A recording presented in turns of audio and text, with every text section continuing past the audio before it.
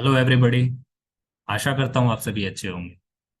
आज के ये डिस्कशन हमारा बहुत ही इंफॉर्मेटिव होने वाला है, क्योंकि इस वीडियो में हम एक ऐसी स्ट्रेटेजी डिस्कस करेंगे जो कि एज अ बिगनर लेवल पे आप लोगों को पता होना चाहिए कि वो क्या टूल्स हैं जिनके बेसिस पे हम मार्केट का एनालिसिस कर सकते हैं।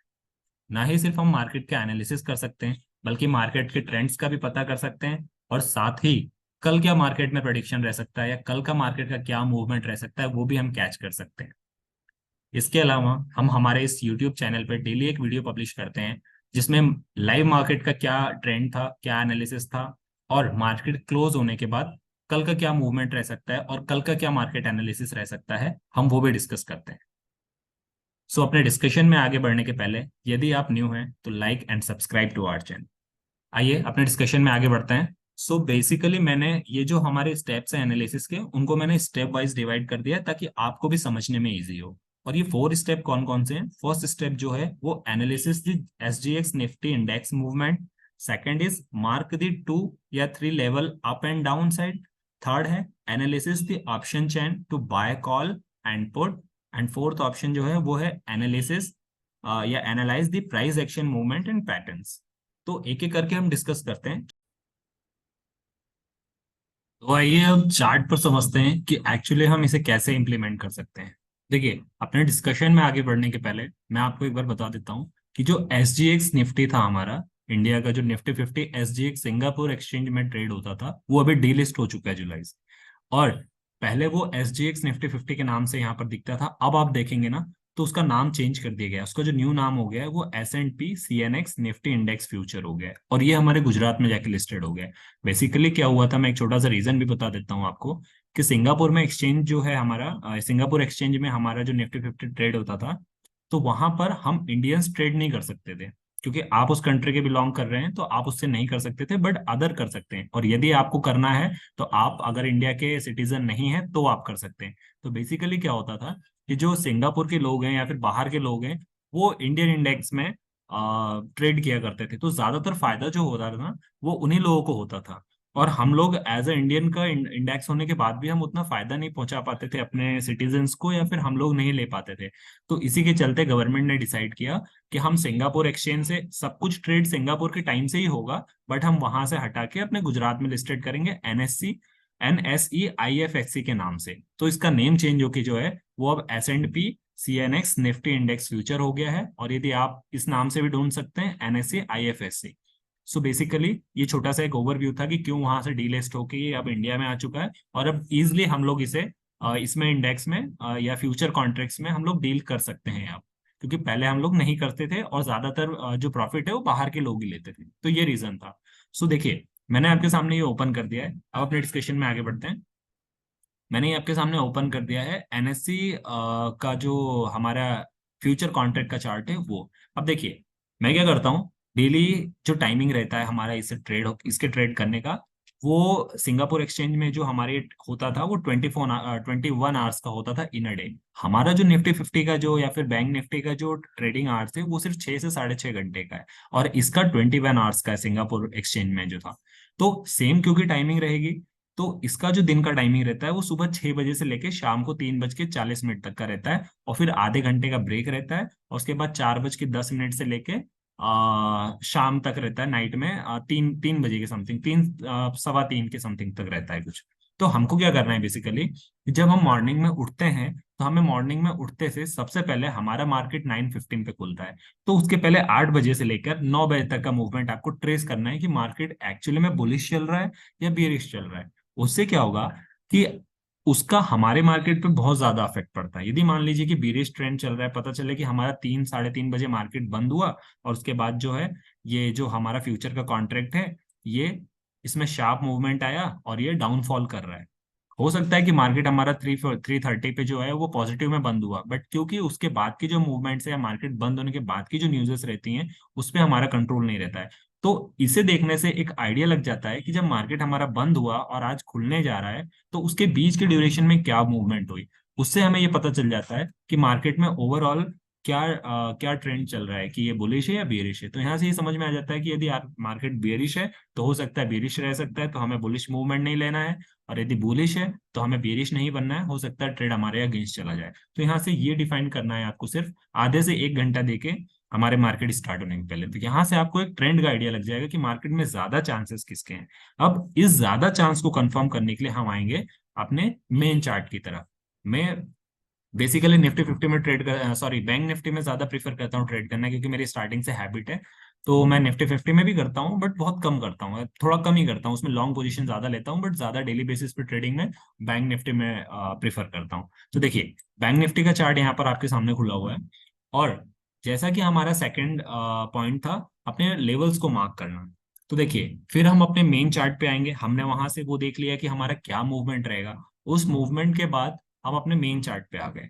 हमारे मेन चार्ट पे मैं यहाँ से बेसिकली जो है वो 30 मिनट्स या 1 आवर का कैंडल स्टिक ले लेता हूँ। मैं प्रिफर करता हूँ, लोग मैंने देखा है बाकी जो ट्रेडर्स है वो 1 डे का प्रिफर करते हैं ज्यादातर एनालाइज या फिर लेवल को मार्क करने के लिए। बट मैं प्रिफर करता हूँ 30 मिनट्स या हार्डली 1 आवर, क्योंकि 1 आवर में मुझे थोड़ा अच्छा लेवल मिल जाता है, और क्योंकि मैं एक डिसेंट प्रॉफिट पे ट्रस्ट करता हूँ, तो बेसिकली इसमें बहुत अच्छा आपको ट्रेंड मिल जाएगा।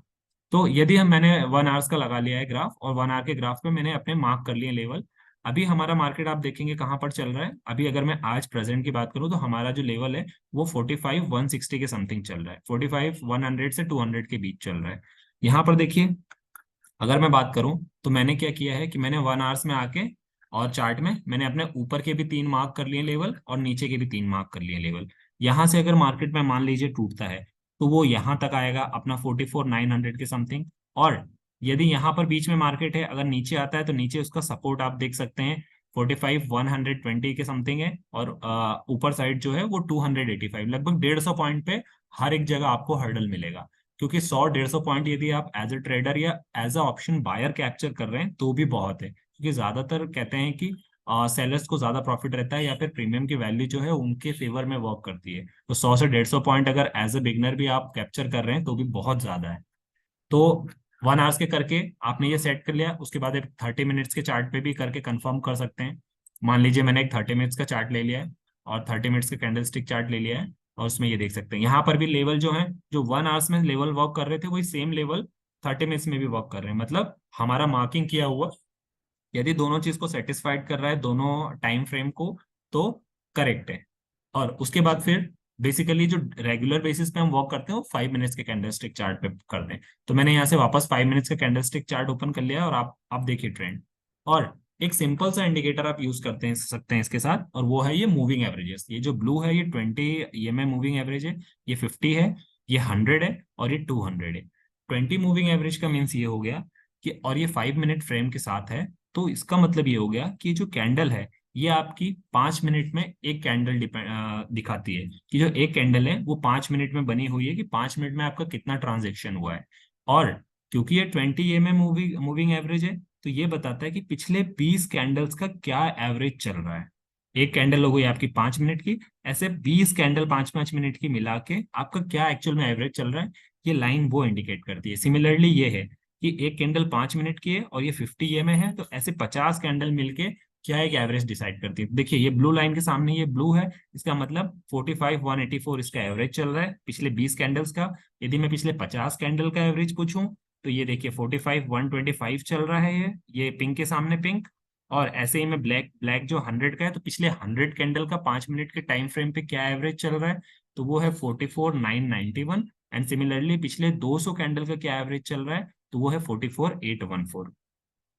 तो ये जो 20 और 50 और ये 100 और 200 है, ये हमारे लेवल और एंट्री एग्जिट में बहुत हेल्प करती है, कि कहाँ हमारी एंट्री बनती है, कहाँ हमारा फॉल्स ब्रेकआउट है, इन सबको पहचानने के लिए।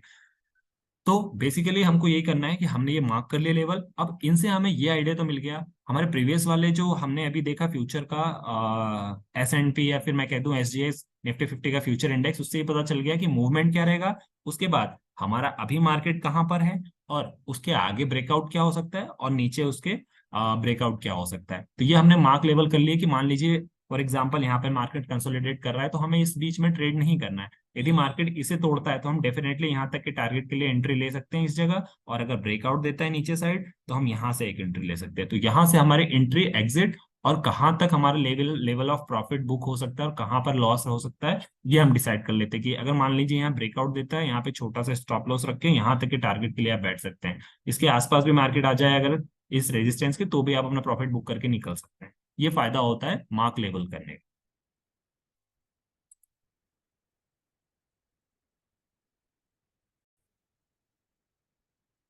अब हम आगे जाएंगे अपने थर्ड स्टेप की तरफ, जो कि था ऑप्शन चेन एनालिसिस। मैंने यहाँ पर चार्ट आपकी तरफ खोल रखा है और यहाँ पर आप देख सकते हैं ऑप्शन चेन है हमारी।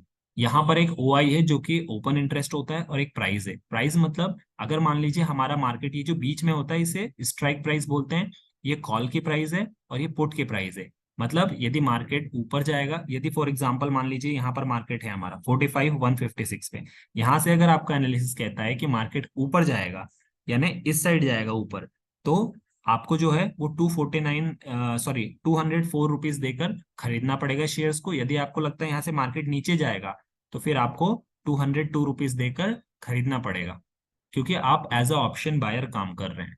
तो देखिए यहाँ से मार्केट ऊपर नीचे जो भी आपका एनालिसिस बोलता है उसके अकॉर्डिंग ये प्राइस डिफाइन है, और हर स्ट्राइक प्राइस पर अपना खुद का एक प्राइस है। ये जो है ये मार्केट के ऊपर नीचे मूवमेंट के हिसाब से चेंज होते रहते हैं। अब साथ में इसके एक ओआई है, ये ओपन इंटरेस्ट है। ओपन इंटरेस्ट ये बताता है कि यहाँ पर कितने कितने कॉन्ट्रैक्ट्स बैठे हैं। फॉर एग्जांपल 45,156 पे हमारा मार्केट अभी टिका हुआ है।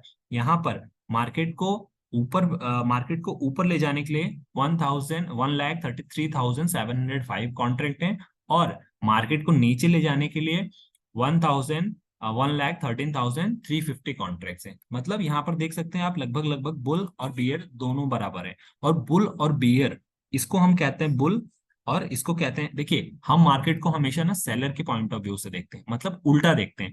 ये कहने के लिए बुल है, बट जब हम ट्रेड करेंगे तो हम इसको बियर मानेंगे, और ये कहने को बियर है पर हम इसको ट्रेड करेंगे तो बुल मानेंगे। क्यों? क्योंकि हम मार्केट को ना सेलर की नजर से देखते हैं। हम बाइंग का ऑप्शन कर रहे हैं, हम बायर हैं, बट हम मार्केट को देखते हैं सेलर की नजर से, क्योंकि सेलर के पास ना रिस्क लेने के लिए ज्यादा वो कैपिटल रहता है, ज्यादा कैपेसिटी रहती है, और बायर बहुत कम कैपिटल से ट्रेड करते हैं। तो ज्यादातर जो मार्केट का झुकाव होता है वो सेलर के फेवर में रहता है। तो सेलर के फेवर में रहने के लिए, तो मार्केट अगर सेलर के फेवर में है तो हम मार्केट में सेलर की फेवर से सेलर की नजर से क्यों नहीं देख सकते मार्केट को? तो हम करेंगे बाइंग, लेकिन हम मार्केट को देखेंगे और एनालिसिस करेंगे सेलर के ऑप्शन से या सेलर की नजरों से। तो सेलर इसको क्या देखता है? सेलर उल्टा देखता है कि सेलर इसको देखता है कि यहाँ पे बियर बैठे हैं, यानी मार्केट को गिराने वाले हैं, और सेलर इसको देखता है कि यहाँ पे बुलिश बैठे हैं, मार्केट को उठाने वाले हैं। ठीक है, तो ये कंफ्यूज मत होइएगा। तो देखिए यहाँ पर अगर मैं बोलूँ तो मार्केट को गिराने के लिए इतने लोग बैठे हैं और मार्केट को उठाने के लिए इतने लोग बैठे हैं, मतलब यहाँ पर लगभग लगभग दोनों के कंपटीशन बराबर है। बट थोड़ा सा और आगे जाएंगे तो आप देखेंगे कि कल कल यानी फ्राइडे को बहुत अच्छा मूवमेंट और ब्रेकआउट दिया था, शार्प अपवर्ड। तो उसकी वजह से देखिए यहाँ से जो है ना, यहाँ से बियर भागे हैं, क्योंकि मार्केट उठ गया है, तो बियर जो है वो तो भागेंगे। और यहाँ पे देखिए यहाँ पे कितने सारे कॉन्ट्रैक्ट ऐड हो गए हैं मार्केट को उठाने के लिए। तो इस वजह से अब देखिए यहाँ पर और यहाँ पर वैल्यू सेम है, तो उसका चार्ट पे क्या इफेक्ट पड़ता है ये देखिए। यहाँ आप देखेंगे ना, मार्केट यहाँ से आके जब ये दोनों बराबर हो गए ना, तो मार्केट यहाँ से यहाँ तक कंसोलिडेट हो गया पूरा। मतलब मार्केट वहीं की वहीं घूमा, वहीं की वहीं घूमा। यही रिजल्ट होता है कि मार्केट में जब दोनों कॉम्पिटिशन बराबर रहते हैं तो मार्केट जो है वो साइडवेज हो जाता है, वहीं की वहीं घूमता है, और दोनों में से फिर जिस साइड भी तोड़ेगा वो एक साइड तोड़ेगा और बहुत अच्छा ब्रेकआउट देके जाएगा। तो ये रीजन रहता है ऑप्शन चैन एनालिसिस करने का, कि आपको पता रहेगा कि मार्केट यहाँ से कहाँ जा सकता है। फॉर एग्जांपल अभी मार्केट यहाँ पे बीच में कंसोलिडेट कर रहा है और दोनों जगह दोनों चीज बैठी है, तो यहाँ से हमको ये क्लियर होता है कि हमको मार्केट में अभी से कुछ भी डिसाइड नहीं करना है कि कल खुलते ही बाय करेंगे या सेल करेंगे। हम जैसा मार्केट का मूवमेंट देखेंगे उस हिसाब से, कि मार्केट जाके फ्यूचर देखा हमने, उसके बाद फिर हमने यहाँ पे देखा कि ये तोड़ रहा है या नहीं तोड़ रहा है, उसके बाद यहाँ पे देखा कि क्या लोग कितने बैठे हुए हैं यहाँ पर। सो इन सब के बेसिस पे हम करेंगे साथ में। अब ये तो हमारा हो गया ऑप्शन चैन एनालिसिस। तो एक बार हम प्राइस देख लेंगे। प्राइस बेसिकली ज्यादा मैटर नहीं करेगा, ज्यादा मैटर आपको ओआई करेगा। और आप एनएससी की वेबसाइट पे जाएंगे तो यहाँ पे बहुत सारे कॉलम आपको मिलेंगे, बट वो कोई काम के नहीं रहते हैं। बेसिकली आपको ओआई है जिसके बेसिस पे थोड़ा बहुत आपको हेल्प मिलती है। और भी ट्रेडर यूज करते हैं, बट बेसिकली ज्यादातर जो प्रीफर करते हैं वो ओआई को ही प्रीफर करते हैं। यहाँ से आप प्रीमियम की वैल्यू देख लीजिए कि प्रीमियम कहाँ जा रहा है, क्या जा रहा है, और ओआई देख लीजिए कि कितने कॉन्ट्रैक्ट्स कहाँ पर मार्केट को उठाने वाले लोग कितने हैं और गिराने वाले कितने लोग बैठे हैं। तो इस वजह से आप इसके बेसिस पे आप ये लगा सकते हैं कि मार्केट किस साइड जाएगा।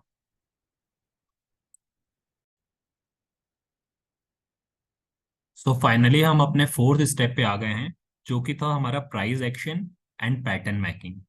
देखिए मार्केट में कुछ ऐसे डिफाइंड पैटर्न है जो कि मार्केट बार बार फॉलो करता है और उसी के बेसिस पे ब्रेकआउट देता है, चाहे वो अप साइड हो या डाउन साइड हो। सिमिलरली जो प्राइस एक्शन है उसको भी आपको उसी के अकॉर्डिंग ट्रैक करना पड़ता है। फॉर एग्जांपल अगर प्राइस एक्शन कहीं पर सपोर्ट के पास है तो आपको पता है कि अगर कोई चीज वहां बार बार सपोर्ट ले रही है मतलब एक वो स्ट्रांग सपोर्ट है और वहां से मार्केट ऊपर जा सकता है। और यदि कहीं रेजिस्टेंस है मान लीजिए, तो अगर कहीं रेजिस्टेंस है और सब बार बार मार्केट वहां सपोर्ट ले रहा है या टेस्ट ले रहा है या मार्केट बार बार वहीं के वहीं घूम रहा है, इसका मतलब वहां काफी ज्यादा स्ट्रांग रेजिस्टेंस है और मार्केट वहां से वापस गिर सकता है। तो इसे कहते हैं प्राइस एक्शन। और एक जो पैटर्न होता है वो एक डिफाइंड पैटर्न है, वो आपको पता होना चाहिए।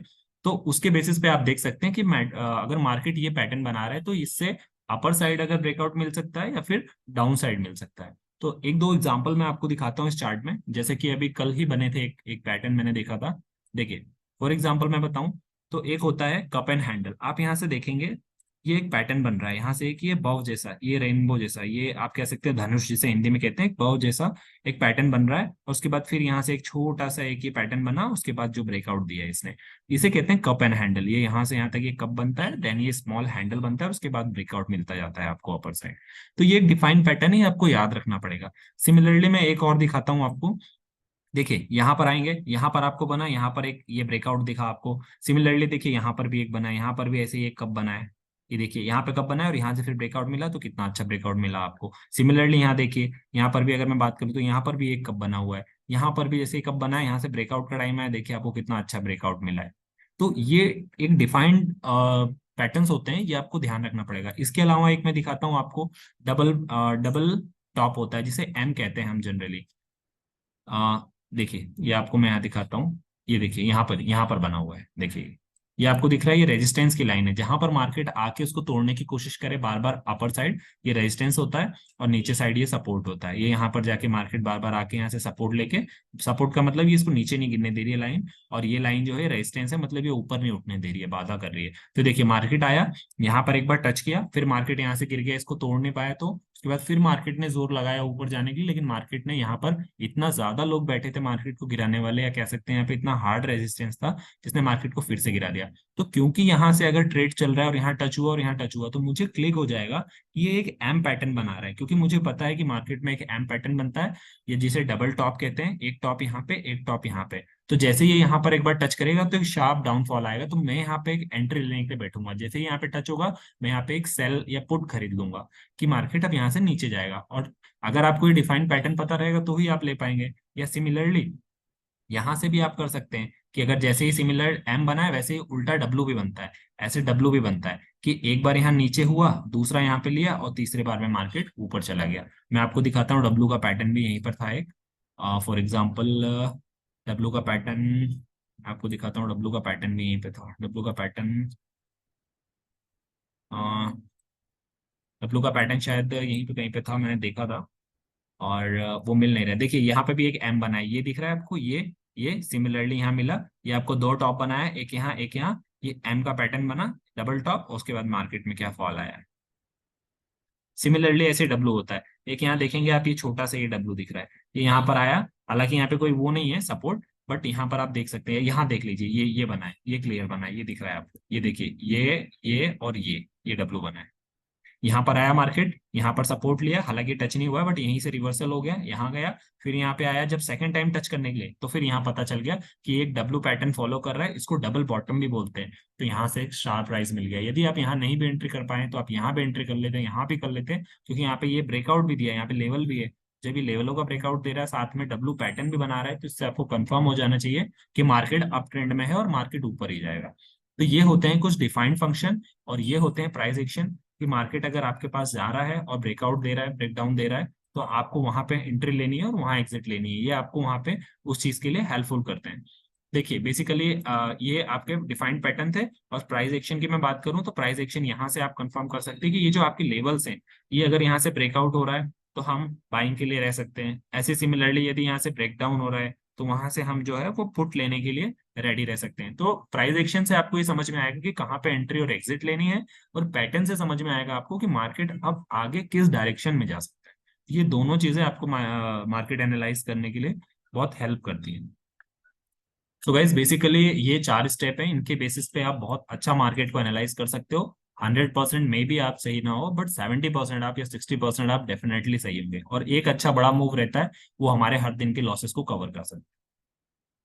सो गाइज आई होप कि ये वीडियो आपको हेल्पफुल लगी होगी, और वंस अगेन आपको अगर हेल्पफुल लगी हो so like and subscribe to my channel. मिलते हैं अपने अपने कल के एनालिसिस डिस्कशन में। तब तक के लिए धन्यवाद।